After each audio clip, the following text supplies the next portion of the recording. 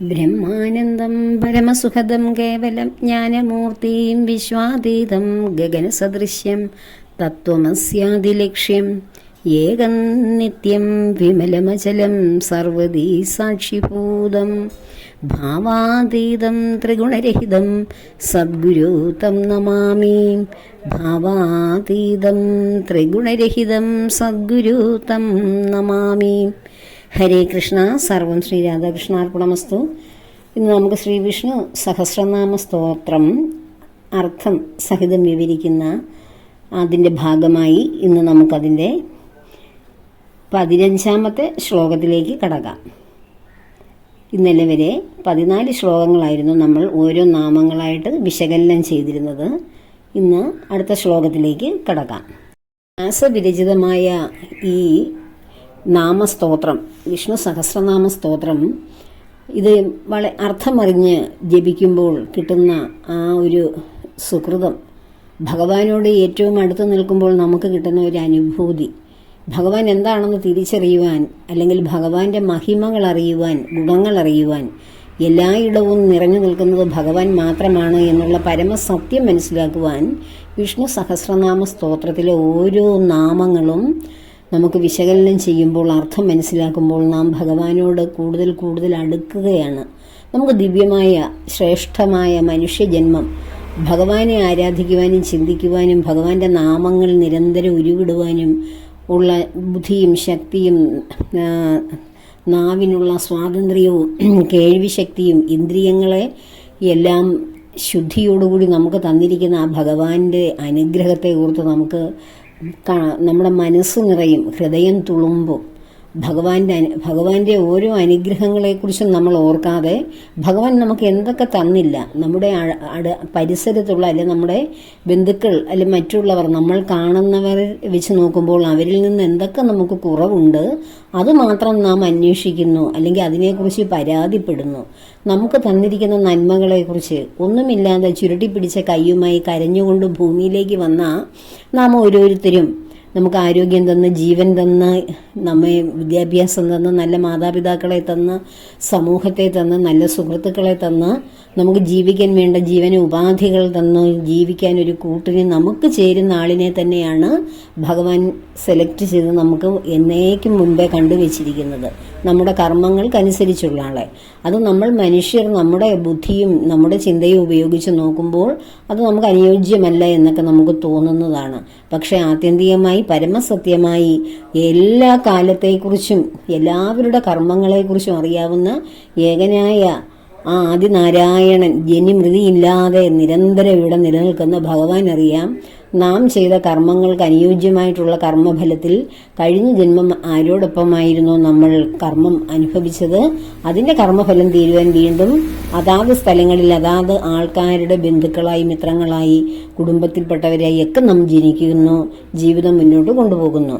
ഇതെല്ലാം ആദ്യന്തരഹിതനായ ഭഗവാൻ ഇതെല്ലാം കണ്ടുകൊണ്ടിരിക്കുന്നതിനാൽ ഭഗവാൻ ഇത് വളരെ സ്യൂട്ടബിളായിട്ടുള്ള ആ ഒരു വ്യക്തികളോടും കുടുംബത്തോടും ഒപ്പമാണ് നമ്മെ ചേർത്തിരിക്കുന്നത്. എന്നാൽ നമുക്കാണ് ഇതൊക്കെ അപര്യാപ്തമാണ് എന്ന് തോന്നുന്നത്. പര്യാപ്തമല്ലാത്ത സാധനങ്ങളെ ചൊല്ലി ഭഗവാൻ തന്ന അനുഗ്രഹങ്ങളെയെല്ലാം നമ്മൾ മറന്നുപോയിട്ട് കിട്ടാത്തതിനെ ചൊല്ലി വ്യാകുലപ്പെടുകയും അതിനെക്കുറിച്ച് പരാതിപ്പെടുകയും എപ്പോഴും അതൃപ്തമായ മനസ്സോടുകൂടി, അസ്വസ്ഥമായ ചിന്തകളോടുകൂടി ഭഗവാന്റെ സന്നിധിയിൽ നിലകൊള്ളുകയുമാണ് നാം ചെയ്യുന്നത്. എന്നാൽ വിഷ്ണു സഹസ്രനാമം നിത്യേന ജപിക്കുകയും അതിൻ്റെ അർത്ഥമറിഞ്ഞ് ഭക്തിയോടെ ഭഗവാന്റെ ആ തൃപ്പാദത്തിൽ ലയിച്ച് നമ്മൾ അതൊക്കെ ജപിക്കുമ്പോൾ നമുക്ക് കൂടുതൽ കൂടുതൽ ഭഗവതിൽ ചിന്തകൾ കടന്നു വരികയും ഭഗവാൻ തന്ന അനുഗ്രഹങ്ങളെക്കുറിച്ച് വീണ്ടും വീണ്ടും ഓർത്ത് നാം ഭഗവാന്റെ പത്മപാദത്തിൽ കൂടുതൽ അടുക്കുകയുമാണ് ചെയ്യുന്നത്. അപ്പോൾ വിഷ്ണു സഹസ്രനാമം നാം നിത്യേന ജപിക്കുന്നത് മാത്രം പോരാ, അതിൻ്റെ അർത്ഥമറിഞ്ഞ് ഭക്തിയോടുകൂടി ഭഗവാനെ സ്ഥിരമായി മനസ്സിൽ ഉറപ്പിച്ചത് ജപിക്കണം. നമുക്കങ്ങനെ 15ാമത്തെ ശ്ലോകത്തിലേക്ക് കടക്കാം. ലോകാധ്യക്ഷ സുരാധ്യക്ഷോ ധർമാധ്യക്ഷ കൃതാകൃതാഹ ചതുരാത്മാ ചതുർവ്യൂഹ ചതുർദംഷ്ട്ര ചതുർഭുജ. ഈ ശ്ലോകത്തിൻ്റെ ഓരോ വാക്കുകളുടെ അർത്ഥത്തിലേക്ക് കടക്കാം. അതിനു മുമ്പ് മറ്റൊരു കാര്യം പറയാൻ വിട്ടുപോയി. ഇന്നെൻ്റെ മൂത്ത കുഞ്ഞിൻ്റെ ജന്മദിനമാണ്. 2 കുട്ടികളാണ്, ആൺകുട്ടികളാണുള്ളത്. മൂത്ത ആളിൻ്റെ ജന്മനക്ഷത്രമാണ് ഇന്ന്. എല്ലാവരും, എന്നെ കേൾക്കുന്ന പ്രിയമുള്ള എല്ലാവരുടെയും സ്മരണ, ഒരു പ്രാർത്ഥന ആ കുഞ്ഞിൻ്റെ മേലുണ്ടാകണമെന്ന് ഞാൻ വളരെ കാരുണ്യത്തോടെ ദയോടുകൂടി അപേക്ഷിക്കുകയാണ്. അപ്പോൾ നമുക്ക് വിഷ്ണു സഹസ്രനാമത്തിലേക്ക് കടക്കാം. ലോകാധ്യക്ഷ, സുരാധ്യക്ഷ, ധർമാധ്യക്ഷ, കൃതാകൃത. ലോകാധ്യക്ഷ, അതായത് ലോകാധ്യക്ഷ എന്ന വാക്ക് കേൾക്കുമ്പോൾ തന്നെ, ആ നാമം കേൾക്കുമ്പോൾ തന്നെ നമുക്കറിയാം ലോകത്തിൻ്റെ അധ്യക്ഷൻ ആരാണ്. നമ്മൾ വലിയൊരു പൊതുയോഗമോ മീറ്റിംഗൊക്കെ വിളിച്ചു കൂട്ടുകയാണ്. അതിനൊരു അധ്യക്ഷ സ്ഥാനത്തിരിക്കാൻ ഏറ്റവും ശ്രേഷ്ഠനായ ആളിനെ ആകുമല്ലോ നാം തിരഞ്ഞെടുക്കുന്നത്. അപ്പോൾ ലോകത്തിൻ്റെ അധ്യക്ഷനെ ഒന്ന് ആലോചിച്ച് നോക്കൂ. നമ്മൾ ചെറിയ ഒരു സംഭവമായിട്ട് അല്ലെങ്കിൽ ഏതെങ്കിലും ഒരു പ്രസ്ഥാനവുമായി ബന്ധപ്പെട്ട് നടത്തുന്ന ഒരു മീറ്റിങ്ങോ അല്ലെങ്കിൽ ഒരു പൊതുയോഗമോ മറ്റോ ആകും. പക്ഷേ അതിനൊരു അധ്യക്ഷൻ വരുമ്പോൾ ഈ ലോകത്തിൻ്റെ മുഴുവൻ അധ്യക്ഷനെ കുറിച്ച് ആലോചിക്കൂ. അതാരായിരിക്കും അതിന് യോഗ്യൻ? ഭഗവാൻ. ഈ ലോകത്തെ സൃഷ്ടിച്ച് ചമച്ച് നിലനിർത്തി സംഹരിച്ച് തന്നിലേക്ക് ലയിപ്പിച്ച് വീണ്ടും പുനർജീവിപ്പിച്ച് ഇങ്ങനെ യുഗയുഗാന്തരങ്ങളായി പരിവർത്തനത്തിന് വിധേയമാകുന്ന ഈ പ്രപഞ്ചത്തെ പരിവർത്തനത്തിന് വിധേയമാകാത്ത ഭഗവാൻ അചഞ്ചലനായി സ്ഥാണു എന്ന് നമ്മൾ ഭഗവാനെ പറഞ്ഞു. സ്ഥാണു എന്നാൽ എന്താണ്? തൂണ്. ഈ പ്രപഞ്ചത്തെ താങ്ങി നിൽക്കുന്ന ഒരു തൂണായി എല്ലാ കാലവും എല്ലാ യുഗങ്ങളിലും നിലനിൽക്കുന്ന ആ ഭഗവാൻ അല്ലാതെ വേറെ ആരാണ് ലോകത്തിൻ്റെ അധ്യക്ഷൻ? അപ്പോൾ ലോകാധ്യക്ഷ എന്ന നാമം ഭഗവാന് മാത്രമേ ചേരൂ. അടുത്തതോ സുരാധ്യക്ഷ, സുരന്മാരുടെ അധ്യക്ഷൻ. സുരന്മാരുടെയും ദേവദേവനായ ദേവേശനാണ് ഭഗവാൻ. അപ്പോൾ ലോകാധ്യക്ഷ, സുരാധ്യക്ഷ. അടുത്തത് ധർമാധ്യക്ഷ. എന്ന് വെച്ചാൽ എന്തുവാണ്? ധർമ്മത്തിനെ പരിപാലനം ചെയ്യുന്ന, അല്ലെ ധർമ്മം ഭൂമിയിൽ പാലിക്കപ്പെടുന്നുണ്ടോ എന്ന് ശ്രദ്ധിക്കുന്ന, എന്ന് നോക്കുന്ന ആ ധർമ്മത്തിൻ്റെ അധ്യക്ഷൻ. അധ്യക്ഷൻ എന്ന് വെച്ചാൽ മേൽനോട്ടം വഹിക്കുന്ന ആൾ എന്ന അർത്ഥമുണ്ട്. അപ്പോൾ ഇവിടെ ധർമ്മത്തിൻ്റെ മേൽനോട്ടം വഹിക്കുന്ന ആൾ ഭഗവാൻ ധർമ്മസ്വരൂപനാണ്.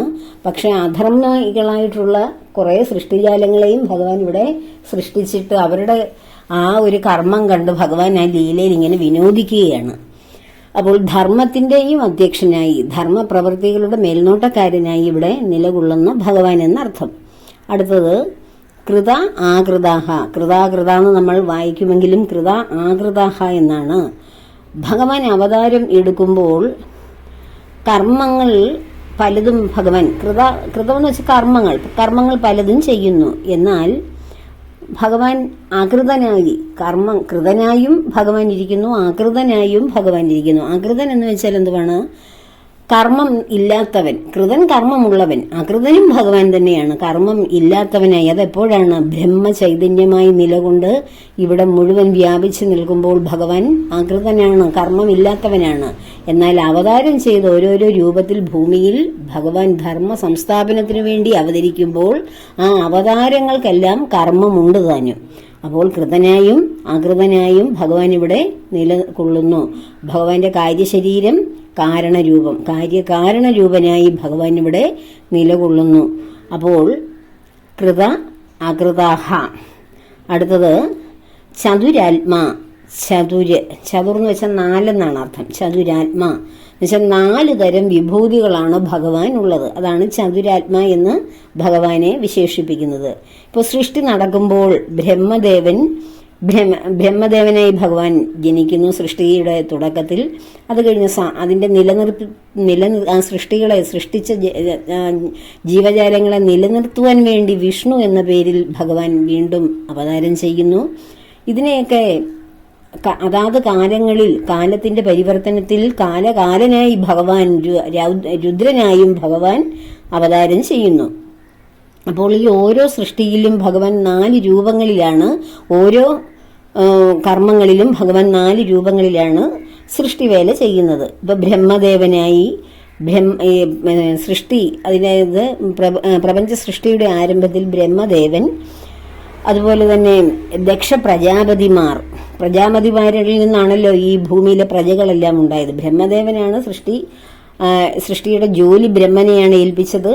എന്നാൽ ആ ബ്രഹ്മദേവൻ സൃഷ്ടിച്ചതാണ് ആദ്യം ആരെയാണ്? സനകാദികളെയും മഹർഷിമാരെയും. അപ്പോൾ പ്രജകൾ വർദ്ധിക്കാത്തത് കാരണമാണ് ദക്ഷ പ്രജാപതി അങ്ങനെ ഉള്ള സ്വയംഭൂവ മനുവിനെയൊക്കെ കുറിച്ച് ഞാൻ ശതരൂപയെക്കുറിച്ചും ഒക്കെ ഞാൻ പറഞ്ഞിരുന്നു.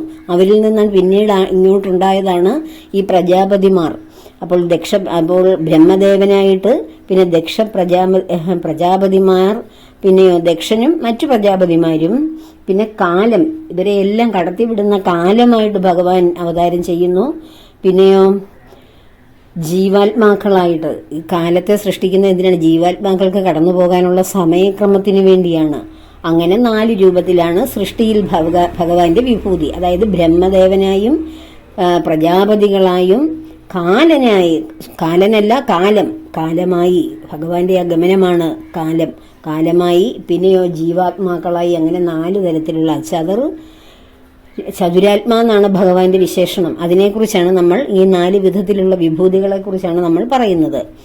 അപ്പോൾ വിഷ്ണു ഭഗവാനായി ഇവിടെ സൃഷ്ടിയെ നിലനിർത്തുവാൻ വേണ്ടി ഭഗവാൻ അവതരിക്കുമ്പോൾ സ്വയംഭുവ മനു വിഷ്ണുവായി ഭഗവാൻ അവതരിക്കുന്നു, സ്വയംഭുവ മനുവായി അവതരിക്കുന്നു. വീണ്ടും അതിൻ്റെ ഉള്ളിൽ ഈ കാലത്തിന്റെ പ്രവാഹം കാലമായിട്ടും പിന്നീടോ എല്ലാ ഭൂതങ്ങളായും, അതായത് സർവചരാചരങ്ങളായും ഭഗവാൻ അവതാരം ചെയ്യുന്നു. അപ്പോൾ സൃഷ്ടിയുടെ തുടക്കത്തിൽ ബ്രഹ്മദേവനോടൊപ്പം 4 തരത്തിൽ ഭഗവാന്റെ വിഭൂതിയുണ്ട്.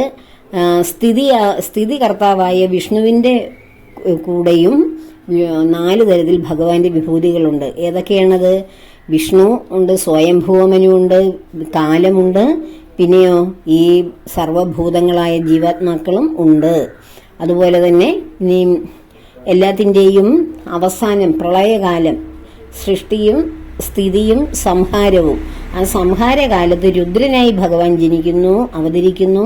പിന്നീടോ ആ കാലമായിട്ടും അന്തകനായിട്ടും എല്ലാ ഭൂതഗണങ്ങളും ആയിട്ടും ഭഗവാൻ അവതരിക്കുന്നു. അങ്ങനെ ഭഗവാന്റെ ചതുർവിധമായിട്ടുള്ള ആ ആത്മാക്കളെക്കുറിച്ച്, അല്ലെങ്കിൽ ചതുർവിധമായിട്ടുള്ള 4 വിധത്തിലുള്ള വിഭൂതികളെക്കുറിച്ചാണ് ഇവിടെ വിശേഷിപ്പിക്കുന്നത് ചതുരാത്മാ എന്ന വിശേഷണം കൊണ്ട്. അടുത്തത് ചതുർവ്യൂഹ എന്ന് വെച്ചാൽ വ്യൂഹം എന്ന് വെച്ചാൽ സേന, 4 സേനകളോട് കൂടിയവൻ എന്നാണ് ഇവിടെ അർത്ഥമാക്കുന്നത്. അതായത് ഈ 4 സേന എന്ന് പറയുന്നത് ഒരേ സമയം തന്നെ ഒരേ ശക്തി ആയിട്ട് തന്നെ ഭഗവാൻ 4 സേനകളായി മാറുകയാണ്. ഒന്ന് വാസുദേവൻ, ഒന്ന് സംഘർഷണൻ, അടുത്തത് പ്രത്യുഘ്നൻ, അടുത്തു കഴിഞ്ഞാൽ അനിരുദ്ധൻ എന്നിങ്ങനെ 4 പേരിൽ ഭഗവാൻ ജനിക്കുന്നു. അങ്ങനെ ഇതിനെ തന്നെ നമ്മൾ 4 കർമ്മമാക്കി മാറ്റുമ്പോൾ ജീവാത്മാവ്, ബുദ്ധി, മനസ്സ്, അഹങ്കാരം. ഈ ജീവാത്മാവിലേക്ക് പരമാത്മ ചൈതന്യം പ്രവേശിച്ച് ആ ജഡത്തിലേക്ക് ജീവാത്മാവായി സന്നിവേശിക്കുമ്പോൾ ബുദ്ധി വരുന്നു, ആ ജഡത്തിന് മനസ്സുണ്ടാകുന്നു, അഹങ്കാരം, അഹംബോധം, ഞാൻ എന്ന ബോധം. ഇത് 4ഉമാണ് ഭഗവാന്റെ ചതുർവ്യൂഹങ്ങൾ. ആ ചതുർവ്യൂഹങ്ങളാണ് വാസുദേവനായ ഭഗവാൻ, അതുപോലെ സംഘർഷണൻ എന്ന പേരിൽ ഭഗവാൻ, പ്രത്യുഘ്നൻ എന്ന പേരിൽ ഭഗവാൻ, അനിരുദ്ധൻ എന്ന പേരിൽ ഭഗവാൻ. ഇതിനെയാണ് 4 സേനകളായിട്ട് നമ്മൾ വിശേഷിപ്പിക്കുന്നത്. അപ്പോൾ ചതുർവ്യൂഹ, ആ ചതുർവ്യൂഹമാണ് പറഞ്ഞത്. ഈ 4 ഘടകങ്ങളും ആത്മാവായി, ഈ 4 ഘടകങ്ങളുടെയും അന്തരാത്മാവായി അല്ലെങ്കിൽ ആധാരമായി ഭഗവാൻ നിലനിൽക്കുന്നു. ജീവാത്മാവും ബുദ്ധി, മനസ്സ്, അഹങ്കാരം ഇവ 4ഉം കൂടി ചേരുമ്പോഴാണ് ഈ പ്രകൃതിയെ പ്രകൃതിയിൽ നാം ജീവിക്കുന്നു എന്ന ആ ഒരു അനുഭവം നമുക്ക് ഉണ്ടാകുന്നത്. അങ്ങനെയാണ് പ്രകൃതി സൃഷ്ടിക്കപ്പെടുന്നത്. അപ്പോൾ ഈ ജീവാത്മ ചൈതന്യം ഇവിടെ നിന്ന് അതായത് ഒരു ജഡത്തിൽ നിന്ന് നഷ്ടപ്പെട്ട് കഴിയുമ്പോൾ പ്രകൃതി എന്ന അനുകൂലം നമുക്ക് കിട്ടുന്നില്ല. അപ്പോൾ നാം എവിടെയാണ്, എങ്ങനെയാണ്, ആരാണ്, എന്താണെന്നൊന്നും നമുക്ക് അറിഞ്ഞുകൂടാ. നമ്മൾ നിൽക്കുന്ന നിലയിൽ തന്നെ നമ്മളിലെ ബോധമാകുന്ന, അറിവാകുന്ന, ആ ജ്ഞാനമാകുന്ന, വെളിച്ചമാകുന്ന ഭഗവാൻ അങ്ങ് നഷ്ടമായി എന്ന് ചിന്തിക്കുക. എവിടെയാണോ നിൽക്കുന്നത് അവിടെ നിന്നുകൊണ്ട്. അപ്പോൾ നമുക്ക് പിന്നീട് എന്തെങ്കിലും ഒരു ഓർമ്മയുണ്ടോ എന്നൊന്ന് ആലോചിച്ച് നോക്കൂ. നമ്മളൊരു ഇരുട്ടിലല്ലേ പിന്നീട്. അപ്പം ഞാൻ എന്ന ബോധം അവിടെ ഉണ്ട്, പക്ഷെ ഞാൻ എന്ന ശരീരബോധമുണ്ടോ അവിടെ? അതാലോചിച്ച് നോക്കൂ. ഞാനിവിടെ പ്രകൃതി ജീവിക്കുന്നു, അല്ലെ ഇന്നതാണ് എൻ്റെ വീട്, ഇതാണ് എൻ്റെ അമ്മ അച്ഛൻ, ഇതൊക്കെ എൻ്റെ മക്കളാണ്, ഭാര്യയാണ്, ഭർത്താവാണ്, സുഹൃത്തുക്കളാണ്, ഇവരെല്ലാം ഞാൻ വീണ് കിടക്കുന്ന കണ്ടിട്ട് കരയുന്നു, എന്നെ എടുത്ത് ആശുപത്രിയിൽ കൊണ്ടുപോകും. ഇതുവരെ നമ്മൾ ചിന്തിക്കുന്നുണ്ടോ? നമുക്കറിയാമോ നമ്മൾ എവിടെ കിടക്കുന്നു എന്ന് പോലും നമുക്ക് വല്ല ബോധവുമുണ്ടോ? വീണ്ടും നമുക്ക് ബോധം വന്നെങ്കിൽ നമ്മൾ എവിടെയായിരുന്നു, എങ്ങനെയായിരുന്നു എന്ന് മറ്റുള്ളവർ പറഞ്ഞാലേ നമുക്കറിയുള്ളൂ. ബോധം വന്നില്ലെങ്കിലോ ആത്യന്തികമായി നമ്മുടെ ജഡം ചിതയിലേക്ക് എടുക്കും. പിന്നീട് എന്താണ്? ശുദ്ധമായ ഒരു പൂർണ്ണമായ ഒരു ബോധം മാത്രമേ നമുക്കുള്ളൂ. അത് ആ ബോധം ഇവിടെ ജീവിക്കാൻ പറ്റിയ ബോധമാണോ? അതിന് ശരീരം വേണം, ജഡം. ആ ജഡം ഇല്ലാത്തിടത്തോളം കാലം, അത് നഷ്ടമായിടത്തോളം കാലം ആ ബോധം നിലനിൽക്കുക തന്നെ ചെയ്യും. ആ ബോധമാണ് അത് ചെയ്ത കർമ്മത്തിന്റെ ഫലവുമായി അടുത്ത ഒരു ശരീരമാകുന്ന ജഡം എടുക്കുവാൻ വേണ്ടി പോകുന്നത്. ആ ജഡത്തിൽ ഈ പറയുന്ന 4 തരം സേനകളെ ഭഗവാൻ ആ സേനാവ്യൂഹം അതിൽ ശമിക്കുമ്പോൾ മാത്രമേ നമുക്കിവിടെ ജീവിക്കുന്നു എന്ന ഇന്ദ്രിയങ്ങളിലൂടെയുള്ള അനുഭവം, പ്രകൃതിയെക്കുറിച്ചുള്ള അനുഭവം, ഈ അന്തരീക്ഷത്തെ ചുറ്റുപാടിനെക്കുറിച്ചുള്ള അനുഭവം നമുക്കുണ്ടാകുന്നുള്ളൂ. അത് വളരെ ലളിതമായി, വളരെ സിമ്പിളായി ചിന്തിച്ചാൽ കിട്ടുന്ന ഒരു കാര്യമാണ്. അങ്ങനെ നമ്മൾ ചിന്തിച്ചു നോക്കുമ്പോൾ ഏത് നിമിഷവും നഷ്ടപ്പെടാവുന്ന ഒരു ബോധമാണ്, ജീവനാണ് നമ്മുടെ ഉള്ളിലിരിക്കുന്നത്. ആ ജീവനെ തടഞ്ഞു വെച്ചിരിക്കുന്നത് ആരാണ്? ഇവിടെ നിന്ന് നഷ്ടപ്പെട്ടു പോകാതെ ഭഗവത് ചൈതന്യമാണ്. അപ്പോൾ ആ ചൈതന്യത്തോളം കടപ്പെടാൻ ഈ ഭൂമിയിൽ ഇനി നിങ്ങൾക്ക് മറ്റു വല്ലതുമുണ്ടോ? എനിക്ക് കടപ്പെട്ടത് എൻ്റെ മോനാണ്, മോളാണ്, അച്ഛനാണ്, അമ്മയാണ്, സഹോദരനാണ്, സഹോദരിയാണ്, ഭാര്യയാണ്, ഭർത്താവാണ്, എല്ലാമാണ്, സുഹൃത്തുക്കളാണ് എൻ്റെ ജീവന്റെ ജീവൻ. ആര് പറഞ്ഞു? നിങ്ങൾക്ക് ജീവൻ ഉണ്ടെങ്കിലേ ഇവരൊക്കെ നിങ്ങളുടെ കൂടെ ഉണ്ടാവും. ജഡത്തിനെ പിടിച്ചു വെച്ച് 24 hours കഴിഞ്ഞാലും ഇതെൻ്റെ പ്രിയപ്പെട്ടതാണെന്ന് പറഞ്ഞ് ആരെങ്കിലും കൊണ്ട് നടക്കുമോ? ഇല്ല. സമയം കഴിഞ്ഞിട്ട് എങ്ങനെയെങ്കിലും ശവസംസ്കാരം കഴിഞ്ഞിട്ട് അവനവൻ്റെ ജോലികളിൽ ഏർപ്പെട്ടിട്ട് വീടുകളിൽ എത്തുവാൻ എല്ലാവരും ശ്രമിക്കും. അല്ലാതെ മരിച്ചവരുടെ കൂടെ പോവുകയോ അവരെ ചൊല്ലി വിലപിക്കുകയോ ഒന്നും ചെയ്യില്ല. 5-ാം ദിവസം സഞ്ചയനം നടക്കുന്ന വീട്ടിൽ മരണവീടാണെന്ന് പോലും തോന്നില്ല. അത്രയ്ക്കും കാലം പെട്ടെന്ന് എല്ലാവരുടെയും മനസ്സിൽ നിന്ന് എല്ലാറ്റിനെയും തൂത്തുവാരി കളയും. അപ്പോൾ അത്രയേ ഉള്ളൂ ജീവിതം. അപ്പോൾ നമ്മൾ എപ്പോഴും സ്നേഹിക്കുകയും നമ്മൾ എപ്പോഴും കരുതുകയും ചെയ്യേണ്ടത് നമുക്ക് ജീവൻ തന്നിരിക്കുന്ന, ഈ പ്രാണനെ നിലനിർത്തുന്ന ഏകബന്ധുവായ ഭഗവാനെയാണ്. ആ ഭഗവാനെ വിസ്മരിച്ചുകൊണ്ട് ബാക്കി കാണുന്നതെല്ലാം നമ്മുടെ ബന്ധനവുമാണ്.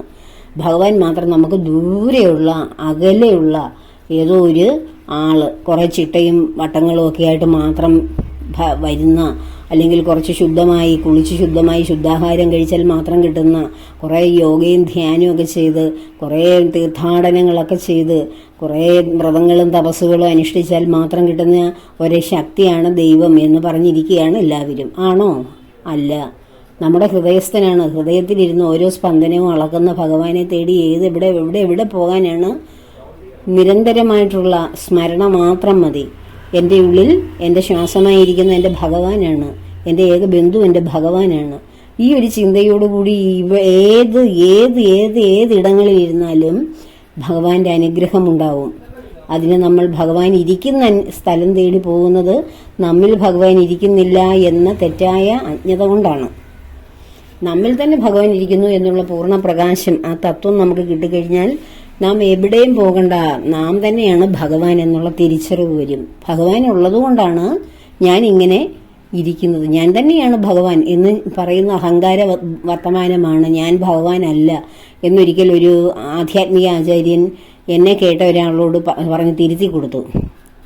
ഞാൻ പറയുന്നത് കേട്ടിട്ട് ഒരാൾ ചെന്നിട്ട് പറഞ്ഞ് ഞാൻ തന്നെയാണ് ഭഗവാൻ ഇങ്ങനെ എന്നൊരു ടീച്ചർ പറഞ്ഞെന്ന്. അപ്പോൾ പറഞ്ഞു അത് ശുദ്ധ വിഡിത്തമാണ്, അവർക്ക് എന്താണ്, അവരാണോ ഭഗവാൻ എന്ന് ചോദിച്ചു.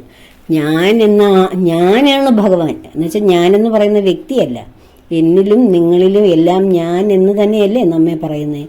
അതാണ് ഭഗവാൻ. ആ ഞാൻ ആരാണെന്നുള്ള കണ്ടെത്തലാണ് ഭഗവാനെ അന്വേഷിക്കൽ. അല്ലാതെ ആ പറഞ്ഞു തന്ന ആളിൻ്റെ അഹങ്കാരം കൊണ്ടിരുന്ന് ഞാനാണ് ദൈവമെന്ന് പറഞ്ഞ് ഒരാൾ ദൈവമാകാൻ ശ്രമിച്ചതല്ല. അപ്പോൾ ആ പറഞ്ഞു കൊടുത്ത ആചാര്യൻ എന്തറിവുണ്ടെന്നുള്ളത് അന്വേഷിച്ചാൽ ഈ തരുണത്തിൽ ചിന്തിച്ചാൽ മനസ്സിലാവുമല്ലോ. അദ്ദേഹം ഞാനിനെ അന്വേഷിച്ചിട്ടേ ഇല്ല. അന്വേഷിച്ചിരുന്ന ആളായിരുന്നെങ്കിൽ അദ്ദേഹത്തിന് ഉടനെ മനസ്സിലായേനെ ഞാനാകുന്നു ദൈവം, അല്ല ഞാൻ തന്നെയാണ് ഈശ്വരൻ, ഞാനാണ് ബോധം, ഞാനാണ് പരമാത്മ ചൈതന്യം. ഈ ഞാൻ എന്ന് പറയുന്നത് എല്ലാ വെല്ലുവിരിക്കുന്ന ആത്മചൈതന്യമാണ് എന്ന തത്വം പിടികിട്ടുന്ന ഒരു വ്യക്തിക്ക് പിന്നെ അവിടെ സംശയത്തിൻ്റെ അവസ്ഥ വരികയില്ല. ഇപ്പോൾ നമുക്ക് വീണ്ടും സഹസ്രനാമത്തിലേക്ക് തന്നെ കടക്കാം. അപ്പോൾ ചതുർവ്യൂഹം എന്നായിരുന്നു നമ്മൾ പറഞ്ഞ ചതുർവ്യൂഹ. അടുത്തത് ചതുർദ്രംഷ്ടാഹ. ചതുർദ്രംഷ്ട എന്ന് വെച്ചാൽ എന്താണ്? ദംഷ്ട്ര എന്താണെന്ന് അറിയാമല്ലോ. എപ്പോഴാണ് ഭഗവാന് 4 ദംഷ്ട്ര ഉണ്ടായതെന്നാണ് പറയുന്നത്? നരസിംഹ അവതാരത്തിലാണ് ഭഗവാൻ 4 ദംഷ്ട്രകളോടുകൂടി പുറത്തു വന്നത്, ആ ഹിരണ്യകശിപുവിനെ വകവരുത്തുവാൻ. അപ്പോൾ ചതുർദംഷ്ട്രാഹ. അടുത്തത് ചതുർഭുജാഹ. ചതുർഭുജം, ഭഗവാന്റെ ഏറ്റവും അനുഗ്രഹീതമായ 4 തൃക്കരങ്ങൾ, ശംഖ ചക്ര ഗദ പത്മധാരിണിയായ തൃക്കൈകൾ, ആ കരങ്ങൾ, അത് 4 കരങ്ങളെയാണ് ചതുർഭുജാഹ എന്ന് വിശേഷിപ്പിച്ചിരിക്കുന്നത്. അപ്പോൾ നമുക്ക് ആ ശ്ലോകം തീർന്നു. ലോകാധ്യക്ഷ സൂര്യാധ്യക്ഷോ ധർമാധ്യക്ഷ കൃതാകൃത ചതുരാത്മാ ചതുർവ്യൂഹ ചതുർദംഷ്ട ചതുർഭുജ. അടുത്ത ശ്ലോകം കൂടി നോക്കാം. ഭ്രാജിഷ്ണുർ ഭോജനം ഭോക്ത സഹിഷ്ണുർ ജഗദാദിജ അനഘോ വിജയോ ജേത വിശ്വയോനി പുനർവസു. ഭ്രാജിഷ്ണുർ ഭോജനം ഭോക്ത സഹിഷ്ണുർ ജഗദാദിജ. ഭ്രാജിഷ്ണുഹു, ഭ്രാജിഷ്ണു, ഭ്രാജിത എന്ന വാക്കിനർത്ഥം ഭ്രാജിതം എന്ന് വെച്ചാൽ പ്രകാശിക്കുന്ന എന്നാണ്. അപ്പോൾ ഭ്രാജിഷ്ണു എന്ന് വെച്ചാൽ എന്താണ്? പ്രകാശത്തിൻ്റെ ഗുണം നിറഞ്ഞു നിൽക്കുന്ന ആ വിഷ്ണു സ്വരൂപനായിട്ടുള്ള, എവിടെയും നിറഞ്ഞു നിൽക്കുന്ന ഭഗവാന്റെ ഗുണമാണ് പ്രകാശം. ഭഗവാൻ ഒരാളുടെ ഉള്ളിലേക്ക് കടന്നു വന്നാൽ ആ ആളിൻ്റെ ഉള്ളിലെ അജ്ഞത മാറും. അജ്ഞതയിൽ തപ്പിത്തടഞ്ഞ് അജ്ഞതയ്ക്കുള്ളിൽ ഇരുന്ന് സംസാരിക്കുന്ന ചെറിയ ചെറിയ ചടിലമായ ഇത്തിരി കാര്യങ്ങൾ മാത്രമാണ് ഒരു അജ്ഞാനിയുടെ, ഭഗവാൻ തൊട്ട് തീണ്ടിയിട്ടില്ലാത്ത ഒരു വ്യക്തിക്ക് ഉള്ള ലോകവും അവരുടെ സംസാരവും പ്രവൃത്തിയൊക്കെ. എന്നാൽ ഒരു വ്യക്തിയുടെ ഉള്ളിലേക്ക് ഭഗവാനാകുന്ന പ്രകാശം കടന്നു വരുമ്പോൾ, ഇരുട്ടിൽ ഒരു ടോർച്ച് അടിക്കുമ്പോഴുണ്ടാകുന്ന പ്രകാശം പോലെയാണ് ആദ്യം ഒരു വെളിച്ചം കടന്നു വരുന്നത്. അവിടെ ഭഗവാനെ സ്ഥിരമായി പ്രതിഷ്ഠിച്ച് ഭഗവാനുമായിട്ട് അടുക്കുന്ന തോറും ആ ടോർച്ചിൻ്റെ വെളിച്ചം വലുതായി വരികയും ആ ഇരുട്ടിൻ്റെ അളവ് കുറഞ്ഞു വരികയും ചെയ്യും. അപ്പോൾ വെളിച്ച രൂപത്തിൽ, പ്രകാശ രൂപത്തിൽ എവിടെയും നിറഞ്ഞു നിൽക്കുന്ന ആളാണ് ഭഗവാൻ, ഭ്രാജിഷ്ണുഹു. അടുത്തത് ഭോജനം. ഭോജനം എന്ന് വെച്ചാൽ എന്താ? കഴിക്കുക എന്നല്ലേ ഭോജനം. അപ്പോൾ ഈ ലോകാവസാനമെന്ന് നമ്മൾ പറയുന്നു. യുഗാന്ത്യങ്ങളിലെ പ്രളയം വരുമ്പോൾ ഈ മായാപ്രകൃതിയാകുന്ന ഭഗവാന്റെ തന്നെ ആ ഇച്ഛാശക്തിയെ എന്ത് ചെയ്യും? ഭഗവാനിലേക്ക് തന്നെ അത് ലയിച്ചിട്ട് ഈ പ്രകൃതി വളരെ സൂക്ഷ്മ രൂപത്തിൽ ഭഗവാനിലേക്ക് അന്തർലീനമായിട്ട് നിശ്ചലമായി നിതാന്തമായ പ്രളയമായി മാറുന്നു. അപ്പോൾ ഇവിടെ ഉള്ള ജീവജാലങ്ങളും ഈ ഭൂമിയും പ്രകൃതിയുമൊക്കെ എന്ത് ചെയ്യേ? അതിനെ ഭഗവാൻ ഭോജിച്ചു, ഭഗവാൻ കഴിച്ചു, ഭഗവാന്റെ ഉള്ളിലാക്കി. അങ്ങനെയാണ് ഭഗവാൻ ഭോജനം എന്ന വാക്കിന്, എന്ന നാമത്തിന് അർത്ഥമാക്കുന്നത്. പ്രകൃതിയെ ഭോജനം ചെയ്ത ആളാണ് ഭഗവാൻ. പ്രകൃതി അത് കഴിയുമ്പോൾ വെളിയിലേക്ക് വരുന്നതും ഭഗവാനിൽ നിന്ന് തന്നെയാണ്. യുഗത്തിൻ്റെ തുടക്കത്തിൽ ഓരോ കൽപ്പാന്തത്തിന് ശേഷം, യുഗ പരിവർത്തനത്തിന് ശേഷം വീണ്ടും ഓരോ യുഗങ്ങളുടെ ആരംഭത്തിലും എന്ത് ചെയ്യുന്നു? ഈ പ്രകൃതിയെ ഭഗവാൻ തന്നെ വീണ്ടും പുറത്തേക്ക്, താൻ കഴിച്ച പ്രകൃതിയെ വെളിയിലേക്ക് എടുക്കുന്നു. തൻ്റെ ഉള്ളിലാണ് പ്രകൃതി, അതിനെ വീണ്ടും വെളിയിലേക്ക് എടുക്കുന്നു. അപ്പോൾ ആ പ്രകൃതിയെ കഴിച്ച ആളെന്ന അർത്ഥത്തിലാണ് ഇവിടെ ഭോജനം എന്ന് വിശേഷിപ്പിച്ചിരിക്കുന്നത്. അടുത്ത നാമമാണ് ഭോക്ത. ഭോക്ത എന്ന് വെച്ചാൽ എന്താണ്? ആ കഴിച്ച ആള്, പ്രകൃതിയാകുന്ന ഭോജനത്തെ ഭോക്താവായ പുരുഷനാകുന്ന ആള് കഴിക്കുന്നു. അപ്പോൾ പ്രകൃതിയും പുരുഷനും തമ്മിലുള്ള സംയോഗമാണ് ഇവിടെ പറയുന്നത്. പ്രളയകാലത്ത് പ്രകൃതിയെ ഭോജനം ചെയ്യുന്നു. അങ്ങനെ ഭോജനം ചെയ്യുന്നത് കൊണ്ട് ഭോക്താവായി ഭഗവാൻ മാറുന്നു. അപ്പോൾ ഭോജനം, ഭോക്ത. അടുത്ത നാമം സഹിഷ്ണു, സഹിഷ്ണുഹ. സഹിഷ്ണുഹ എന്ന് വെച്ചാൽ എന്താണ്? എല്ലാ അസുരന്മാരെയും സഹിക്കുന്നവൻ, അല്ലെങ്കിൽ എല്ലാ അസുരന്മാരും തൻ്റെ മുന്നിൽ തോറ്റ് തുന്നം പാടി പോകുന്നവൻ എന്നർത്ഥം. എല്ലാവരെയും തോൽപ്പിക്കുന്ന, അല്ലെങ്കിൽ എല്ലാറ്റിനോടും സഹിഷ്ണുതയുള്ള എന്നും അർത്ഥമുണ്ട്.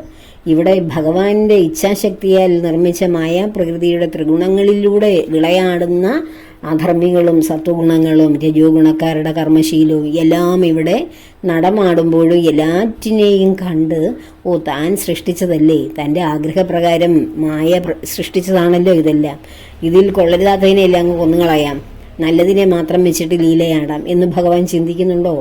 ഇല്ല. പക്ഷെ ഭഗവാൻ അങ്ങനെയും ചെയ്യുന്നുണ്ട്. ഓരോ യുഗത്തിൻ്റെ അന്ത്യത്തിലേക്ക് വരുമ്പോഴും ഈ അധർമ്മം അങ്ങനെ സഹിക്കാൻ വയ്യാതെ, ആർക്കാണ് സഹിക്കാൻ വയ്യാതെ? ഭൂമിദേവിക്ക്. ദേവി അങ്ങ് സഹിക്കിടും. എല്ലാ പരിധിയും വിട്ടിട്ട് അധർമ്മം അതിൻ്റെ പൂർണ്ണതയിലെത്തുമ്പോൾ ഇവിടുത്തെ ജീവജാലങ്ങളെല്ലാം ഭഗവാനെ വിളിച്ച് കരയുമ്പോൾ ഈ തൻ്റെ ഉള്ളിൽ ജീവിക്കുന്ന ഈ ജീവജാലങ്ങളുടെ ദുഃഖം തീർക്കാൻ വേണ്ടി ഭൂമിദേവി ഒരു പശുവിൻ്റെ രൂപം സ്വീകരിച്ച് ഭഗവാന്റെ അടുക്കലേക്ക് ചെന്ന് വിഷമം പറയും. അപ്പോൾ ഭഗവാൻ എന്ത് ചെയ്യുന്നു? ഓരോ യുഗത്തിൻ്റെയും അന്ത്യമാകുമ്പോഴേക്കും ഭഗവാൻ ധർമ്മ സംസ്ഥാപനത്തിന് വേണ്ടി ഒരു രൂപം കൈക്കൊണ്ട് വരിക തന്നെ ചെയ്യുന്നു. അപ്പോൾ അങ്ങനെ അതുവരെയും ഭഗവാൻ സഹിക്കുകയാണ് ഈ അക്രമത്തെയും അനീതിയെയും എല്ലാറ്റിനെയും. അപ്പോൾ സഹിഷ്ണുഹു, എല്ലാറ്റിനെയും ദുഷ്ടതകളെയും ഓടിക്കുന്നവൻ, ഇല്ലായ്മ ചെയ്യുന്നവൻ, അല്ലെങ്കിൽ അതിനെയെല്ലാം സഹിക്കുന്നവൻ എന്നും അർത്ഥം. അടുത്തത് ജഗദാദിജാഹ. എന്താണ് ജഗദാദിജ? ജഗത്തിൻ്റെ ആദിയിൽ, ജഗത്ത് ലോകം, പ്രകൃതി, പ്രപഞ്ചത്തിൻ്റെ ആദി എന്ന് വെച്ചാൽ തുടക്കം. ജഗത്തിൻ്റെ തുടക്കത്തിൽ ആവിർഭവിച്ച ആള്, അതിനു മുമ്പും ഭഗവാൻ ഉണ്ടായിരുന്നു. പക്ഷെ ഓരോ യുഗത്തിൻ്റെയും ആദ്യത്തിൽ ഭഗവാൻ എന്തുവായിത്തീരുന്നു? ഹിരണ്യഗർഭാഹു ഗർഭ മാധവോ മധുസൂദന എന്ന് നമ്മൾ ജപിക്കാറില്ലേ? ഹിരണ്യഗർഭനായി ഭഗവാൻ ജനിക്കുന്നു. അങ്ങനെ സ്വയം ജനിക്കുകയാണ്. ആ ഹിരണ്യഗർഭത്തിൽ നിന്നാണ് ഇവിടെ കാണുന്ന എല്ലാ സൃഷ്ടിസ്ഥിതികളെല്ലാം ഇവിടെ നടക്കുന്നത്. ഈ പ്രപഞ്ചത്തെ ഭഗവാൻ എന്തോ ചെയ്യുന്നു? പ്രളയകാലത്ത് തൻ്റെ മായാപ്രകൃതിയെ താൻ ഭുജിക്കുന്നു, തൻ്റെ വയറ്റിലാക്കുന്നു. അതിനുശേഷം ഹിരണ്യഗർഭനായി സ്വർണ്ണഗർഭ നിറത്തിൽ ഭഗവാന്റെ ഒരു ബീജം വന്ന് പ്രകൃതിയിലേക്ക് വീഴുന്നു. അതാണ് ഹിരണ്യഗർഭൻ. അത് ജഗത്തിൻ്റെ ആദിയിൽ, ജഗദാദിജ എന്ന് വെച്ചാൽ ജഗത്തിൻ്റെ ആദിയിൽ ഉണ്ടായവൻ, എല്ലാ യുഗങ്ങളുടെയും ആദിയിൽ സ്വയം ജനിക്കുന്നവൻ. അടുത്തത് അനഘ. അനഘം എന്ന് വെച്ചാൽ അഖം എന്ന് വെച്ചാൽ പാപമാണ്. അനഘം എന്ന് വെച്ചാൽ പാപരഹിതനാണ്. യാതൊരു പാപവുമില്ലാത്ത നിഷ്കളങ്കമായ വളരെ നിരുപമമായ അനഘമായ പാപരഹിതൻ, പാപത്തിൻ്റെ കളങ്കലേശമില്ലാത്ത ആൾ എന്ന് വെച്ചാൽ കർമ്മങ്ങൾ, പാപകർമ്മവും സത്കർമ്മവും രജോകർമ്മങ്ങളും ഒരു കർമ്മവും ചെയ്യാത്തത് കാരണം ഭഗവാൻ പാപരഹിതനാണ്. നമ്മൾ കർമ്മങ്ങളിൽ ഏർപ്പെടുന്നത് കൊണ്ടാണ് നമുക്ക് പാപങ്ങൾ വർദ്ധിക്കുന്നത്. അപ്പോൾ അനഘ. അടുത്തത് വിജയഹ എന്ന് വെച്ചാൽ എന്താണ്? വിശ്വജേതാവ്, വിശ്വത്തിൻ്റെ ജേതാവ്. വിജയൻ എന്ന് വെച്ചാൽ വിജയഹ, വിശ്വത്തെ ജയിക്കുന്നവൻ, വിശ്വത്തെ മുഴുവൻ തൻ്റെ കാൽച്ചുവട്ടിലാക്കുന്നവൻ. അതുതന്നെയാണ് അടുത്ത പദത്തിൻ്റെയും അർത്ഥം. ജേത എന്ന് വെച്ചാൽ എന്നും ജയിച്ചു തന്നെ നിൽക്കുന്ന ആളാണ് ജേത. അടുത്തത് വിശ്വയോനി എന്ന് വെച്ചാൽ എന്താണ്? നമ്മൾ നേരത്തെ പറഞ്ഞു വിശ്വരേതസ്, വിശ്വയോനി എന്നൊക്കെ നമ്മൾ മുൻപും ചില നാമങ്ങളിൽ വിശേഷിപ്പിച്ചിരുന്നു. വിശ്വവും യോനിയും ഭഗവാൻ തന്നെയാണ്. വിശ്വയോനി, വിശ്വത്തെ സൃഷ്ടിച്ച യോനി ഭഗവാന്റെ ഉള്ളിലുള്ള മായാപ്രകൃതിയാണ്. അപ്പോൾ വിശ്വവും ഭഗവാൻ തന്നെ, ആ വിശ്വത്തെ സൃഷ്ടിച്ച യോനിയായ പ്രകൃതീശ്വരിയും ഭഗവാൻ തന്നെ. അപ്പോൾ വിശ്വയോനി എന്ന വിശേഷണം ഭഗവാന് ഏറ്റവും അനുയോജ്യമാണ്. അടുത്തത് പുനവാസുഹു. പുനവസുഹു എന്ന് വെച്ചാൽ വീണ്ടും വീണ്ടും ശരീരങ്ങളിൽ വീണ്ടും ജീവാത്മസ്വരൂപത്തിൽ വസിക്കുന്നവനാണ് പുനർവസു എന്ന് വെച്ചാൽ വീണ്ടും ജീവാത്മാക്കളായി ഓരോ ശരീരമെടുത്ത് ഇവിടെ ഓരോ കർമ്മങ്ങളനുസരിച്ച് ജീവികൾ വരുമ്പോഴും ആ ജഡങ്ങളിലെല്ലാം ആത്മാവായി വീണ്ടും പ്രകാശിക്കുന്നവനാണ് ജീവാത്മാ. അപ്പോൾ ഈ ശ്ലോകത്തോടു കൂടി നമുക്ക് ഇന്നത്തെ ഈ വിവരണം നമുക്ക് അവസാനിപ്പിക്കാം. ശ്ലോകം ഒന്നുകൂടെ നോക്കാം. ഷാജിഷ്ണുർ ഭോജനം ഭോക്ത സഹിഷ്ണുർ ജഗദാദിജാഹ അനഘോ വിജയോ ജേത വിശ്വയോനി പുനർവസു. അപ്പോൾ ലോകാധ്യക്ഷ സുരാധ്യക്ഷോ ധർമാധ്യക്ഷ കൃതാകൃതാ ചതുരാത്മാ ചതുർവ്യൂഹ ചതുർദംഷ്ട ചതുർഭുജാ ഭ്രാജിഷ്ണുർഭോജനം ഭോക്ത സഹിഷ്ണുർജഗദാദിജ അനഘോ വിജയോ ജേത വിശ്വയോനി പുനർവസുഹു. ഈ 2 ശ്ലോകങ്ങളാണ് നമ്മൾ ഇന്ന് വിവരിച്ചത്. എല്ലാവരും ഇത് മനസ്സിലാക്കി കാണും, അർത്ഥം മനസ്സിലാക്കി കാണുമെന്ന് ഭഗവാന്റെ നാമത്തിൽ വിശ്വസിക്കുന്നു, പ്രാർത്ഥിക്കുന്നു. എല്ലാവരെയും ഭഗവാൻ അനുഗ്രഹിക്കട്ടെ. എല്ലാ കർമ്മങ്ങളും ഭഗവാന്റെയും ദേവിയുടെയും പത്മപാദങ്ങളിൽ ചേർക്കുന്നു. ലോകാ സമസ്ത സുഖിനോ ഭവന്തു.